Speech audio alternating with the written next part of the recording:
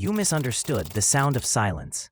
Most people recognize the sound of silence as a hauntingly beautiful melody, a classic hit that defined a generation.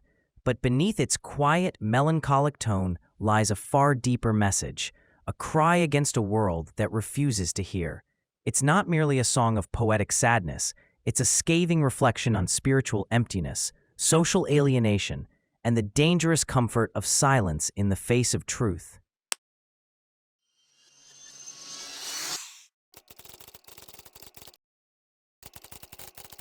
At first glance, The Sound of Silence seems like a gentle, introspective ballad. Its quiet opening lines, "Hello darkness, my old friend," sound almost comforting. But that familiarity is deceptive. This isn't a song about peaceful reflection. It's about disconnection. It's about what happens when people stop listening to one another and retreat into a world of noise, distraction, and silence. The silence Paul Simon wrote about isn't a lack of sound. It's the absence of meaningful communication. It's a metaphor for spiritual and emotional isolation. In this silence, people grow numb. They accept suffering. They worship empty ideas. And most tragically, they lose the ability or the will to speak the truth.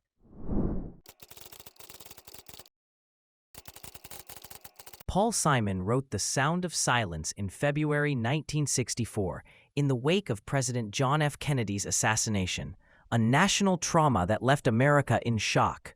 Simon was just 21 years old, struggling to find his artistic voice in a world that felt increasingly broken. He composed the song in the bathroom of his parents' house, playing his guitar softly so as not to disturb anyone. There, in solitude, he penned one of the most enduring songs of the 20th century. Originally recorded as an acoustic track, the song gained little attention upon release, but producer Tom Wilson later added electric guitar, bass, and drums without Simon and Garfunkel's knowledge. That electric version skyrocketed to #1 on the Billboard Hot 100 in 1966. While Simon initially disliked the remix, its success marked the beginning of Simon and Garfunkel's rise to fame.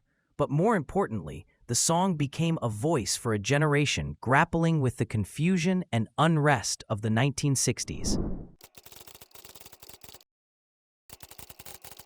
Let's explore the key verses and the powerful metaphors hidden within them. "Hello darkness, my old friend. I've come to talk with you again." This opening is iconic. Darkness is framed as a companion, familiar, even trusted. It suggests depression, loneliness, or deep thought. The singer turns inward, searching for meaning in the silence of night. "Because a vision softly creeping left its seeds while I was sleeping." The vision here is unsettling. It sneaks into the mind like a quiet warning or prophecy. It's the kind of truth that arises when the world goes quiet, when distraction fades and uncomfortable realizations settle in. And the vision that was planted in my brain still remains within the sound of silence. The vision lingers. It's not fleeting. It stays with the narrator. But no one else seems to notice it. The sound of silence becomes a paradox, a space where truth lives but cannot be shared. In restless dreams, I walked alone, narrow streets of cobblestone. Here, we see a lonely figure wandering through a dreamscape. These narrow streets feel intimate but confining, like walking through a forgotten city of the soul. 'Neath the halo of a street lamp, I turned my collar to the cold and damp. The halo of a street lamp evokes spiritual imagery, an artificial light in a dark world. The figure withdraws, trying to protect themselves from the chill, both literal and emotional.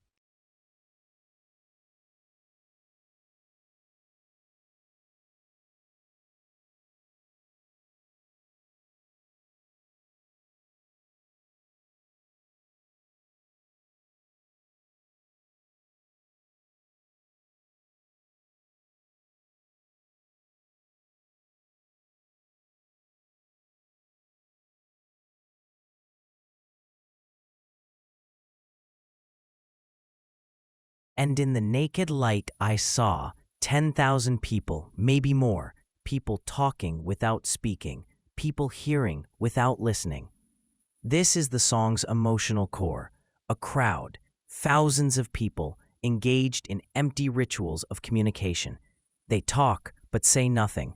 They hear, but don't understand. This haunting image captures the spiritual decay of a disconnected society. People writing songs that voices never share, and no one dared disturb the sound of silence. Here we see a world where truth is buried. Artists create, thinkers reflect, but their messages are ignored. No one wants to disturb the silence, because doing so would mean confronting uncomfortable truths. "Fools," said I, "you do not know. Silence like a cancer grows." The narrator speaks up, finally breaking the silence. He calls out the people's ignorance. Silence is no longer passive, it's a cancer. Left unchecked, it spreads and destroys. "Hear my words that I might teach you. Take my arms that I might reach you." This is a plea. The speaker offers connection, guidance, healing, but it's rejected. "But my words, like silent raindrops, fell and echoed in the wells of silence." His message is lost. It falls softly, like unnoticed rain. It vanishes into the deep wells of silence, echoing in a void where no one is willing to truly listen. And the people bowed and prayed to the neon god they made. This is a devastating image. The people now worship the artificial, the neon god. Consumerism, technology, entertainment. These false idols offer noise, light, and distraction, but no meaning. And the sign flashed out its warning in the words that it was forming. And the sign said, "The words of the prophets are written on the subway walls and tenement halls." Prophets, those who see and speak the truth, are no longer heard in sacred spaces. Their words are found in the margins, on subway walls, and in the cracks of society. The message is out there, but ignored, and whispered in the sounds of silence. And once again we return to silence, not peaceful silence, but the kind filled with unheard cries, repressed truth, and spiritual absence.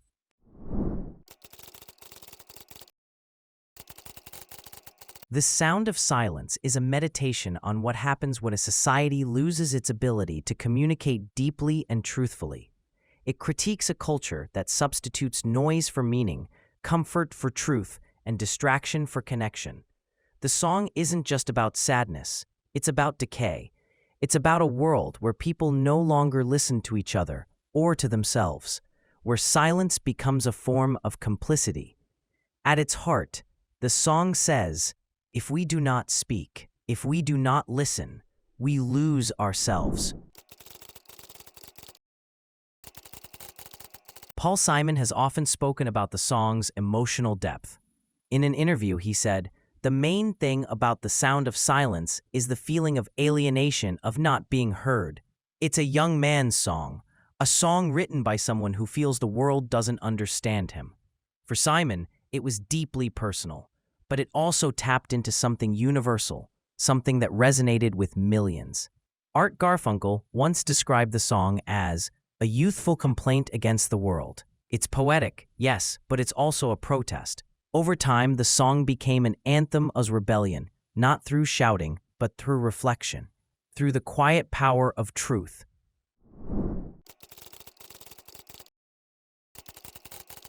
In the digital age, the sound of silence feels more relevant than ever. We live in a world flooded with noise, social media, 24-hour news cycles, endless entertainment, and yet, despite all this connection, many feel more alone than ever. Conversations grow shallower, attention spans shrink, truth becomes harder to find. We talk, but do we speak? We hear, but do we listen? The sound of silence is a warning, a prophecy, and a cry for something more real.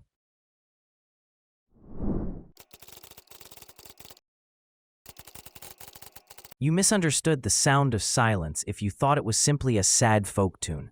It's not just about quiet. It's about the price we pay for avoiding truth. It's about the loneliness that comes from being surrounded by people who won't listen. It's about the danger of worshiping comfort and distraction instead of facing reality. But it's also a call to action, to speak honestly, to listen deeply, to break the silence before it grows. Share your thoughts in the comments below. Thank you for watching, and don't forget to subscribe to the channel for more exciting discoveries.